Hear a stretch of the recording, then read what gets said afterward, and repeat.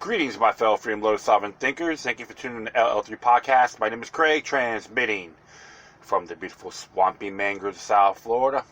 And today's date is Tuesday, June 16th, 2020. Yeah, I'm going to just want to do one brief article.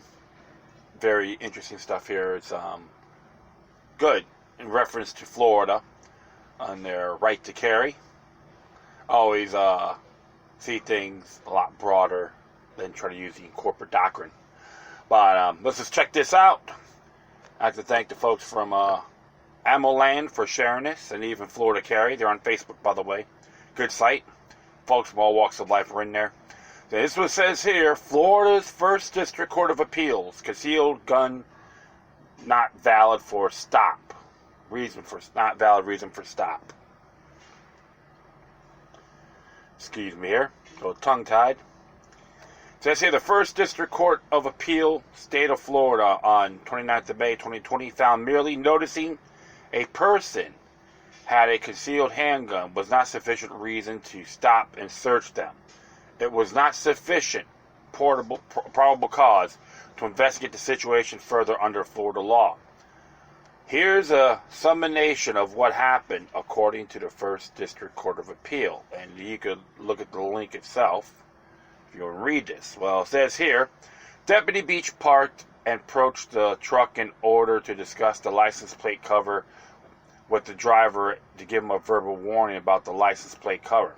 According to Deputy Beach, he was just going to have a talk. It really wasn't even investigatory at that point. As Deputy Beach was approached, the appellant got out of the truck holding a knife. When the appellant saw the deputy, he placed the knife in the front of the seat of the truck and raised his hands. When he raised his hands, Deputy Beach saw the butt of a handgun sticking out of the appellant's waistband. Deputy then closed the distance and put his hands on him and guided him up against the vehicle and began to detain him. After the appellant was handcuffed, placed in the back of the deputy's patrol car, and read the Miranda 1 warning, the deputy asked the appellant if he had a concealed weapons license, and the appellant responded in the negative.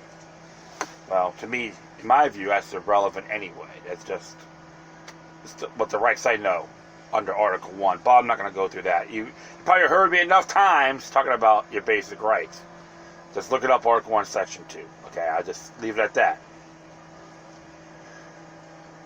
The appellant was then arrested for carrying a concealed weapon without a license in violation of Section 790.01 Florida Statutes 2017. According to Deputy Beach, at the time of the appellant's initial seizure, other than a firearm, he had no reason to detain him at that point. Only probable cause given for the detention search, it was the presence of the concealed firearm. Over 40 years ago, I had been taught as newly minted officer that searching someone I suspected had a weapon was always acceptable. I was told no judge would refuse to prosecute a case where a weapon was found. The weapon itself would be proof the search was warranted. That was several decades ago. Concealed carry was illegal in Wisconsin. Permits were only available in few states and difficult to obtain. The nation has come a long way restoring Second Amendment rights. First District Court of Appeal in Florida referenced the Pennsylvania Supreme Court in Commonwealth versus Hicks. Decision from 31st of May 2019. In Hicks, the Pennsylvania Supreme Court said the mere presence of a concealed weapon was not probable cause for stop and search. These have similar decisions in Kentucky and Washington State. Hicks is black. The court should be colorblind for equality under the law for decades. Were discriminated against when it became to carrying weapons, and there's a good history on that too. So I may just throw an extra link on that. No Guns For Negroes. I'm just folks, you can check it out yourself. I may just do that. I know I've downloaded it too, so yeah, I'll share that with you folks. All right. In the infamous Dred Scott case, Chief Justice Taney wrote that black people could not be considered citizens because they would be allowed to keep and carry weapons wherever they went. Taney considered such a situation to be unthinkable. Now it is unthinkable that a black man he refused a concealed carry permit because of their skin color in all but 8 states when police are allowed to discriminate as a matter of law. In 1941, a judge in Florida wrote in a decision that ban on concealed weapons was never intended to apply to the white population.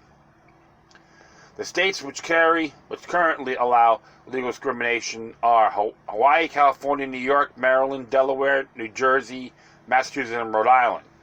The Crime Prevention Research Center paper on concealed carry in 2018 indicated Hispanics, women, and blacks were underrepresented in the concealed carry permits in Los Angeles County. Discrimination is difficult to detect in Hawaii and New Jersey, as the number of permits issued are so small to be statistically insignificant. No analysis of permits by race or sex was found for New York, Maryland, Delaware, Massachusetts, or Rhode Island.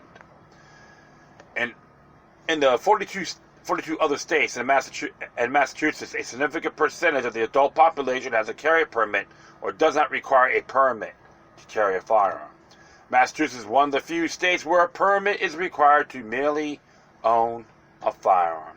Most of Massachusetts permits allow for concealed carry.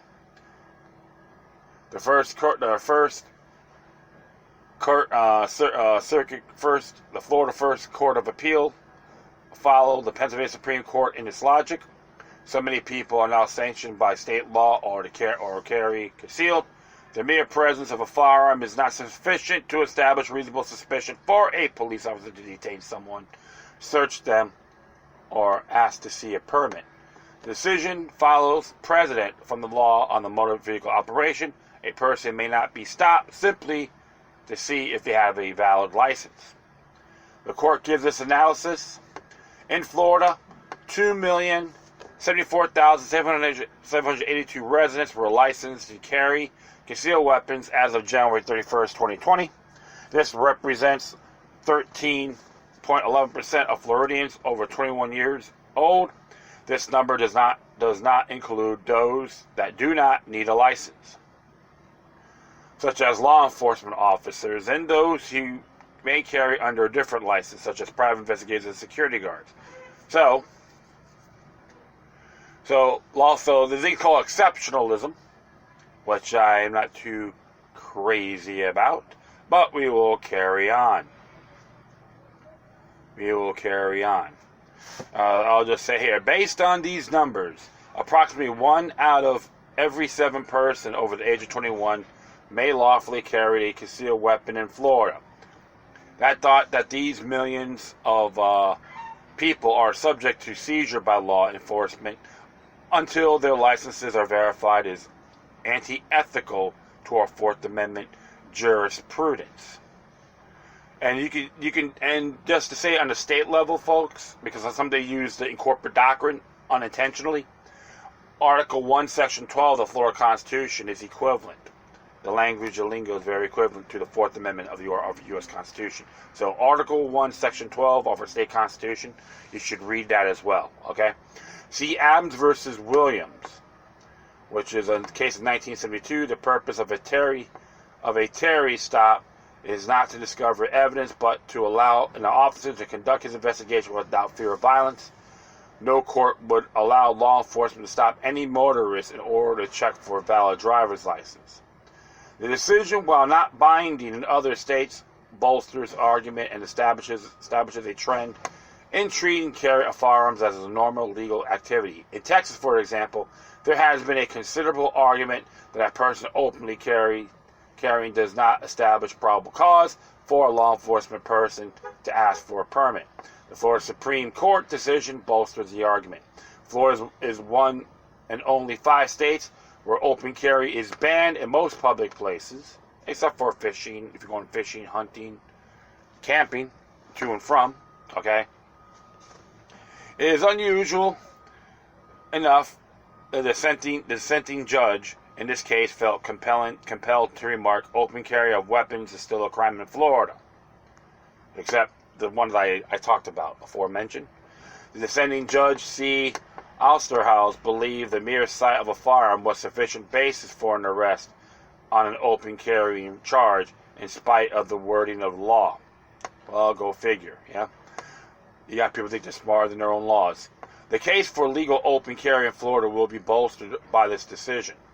The political powers in Florida have used every political trick to defeat open carry while scheduling votes they can use to claim they support. It is unlikely they'll be able to continue to resist the political tide or restoring Second Amendment rights for all Americans, no matter what color or sex. I gotta say, Dean Reigarten, who wrote this, is spot on. And like I said before, if you look at Article 1, Section 2 of the Florida Constitution, you have basic rights, and certain natural rights are considered inalienable. And to be very frank, that includes the right to carry. It's a natural right, not a privilege. That's one of the areas you gotta look at. And people may wig out like I'm for constitutional carry, and I know some instructors don't like, firearms instructors don't like that because they may lose money. However, I always tell people this: if you're gonna learn, if you're gonna know about using a certain firearm, safety is everyone's responsibility to ascertain these particular tools. So yes, I do encourage you to go training, shooting, safety, etc. We should all have that, regardless. You got folks in the firearm community, they're not too sharp. They remind me of the anti-gun activists. They're the equivalent to that. And I say that in good faith. But this is a real good decision. I like what happened. And because if there's no victim, how is that a crime? But Judge Ossenberger thinks differently. Victimless crime laws are good. But you know why? Because it can affect the court system. Right now, such a cluster is insane. And you got all these little petty things to try and make a big stink out of. So you know what? This is fantastic. And I encourage everyone out there to learn your right to keep and bear arms, your natural rights, with everything else. Doesn't matter race, color, creed, gender, etc. Because we all have a natural right to life, liberty, and pursuit of happiness. And defend that as well. Well, that's the thing I'm going to be talking about. That will be it. I'd like to thank everyone for listening. Plus, feel free to download and share this throughout your social media networks. If you have any questions, comments, or you're something that's interesting I want to check out, whatever you do, please send your correspondence with decorum. Furthermore, I'll leave this footnote on my Spreaker page. Plus, No Guns For Negroes tells you about how gun control and racism went hand in hand. Educational. From the Jews for the Preservation of Firearms Ownership.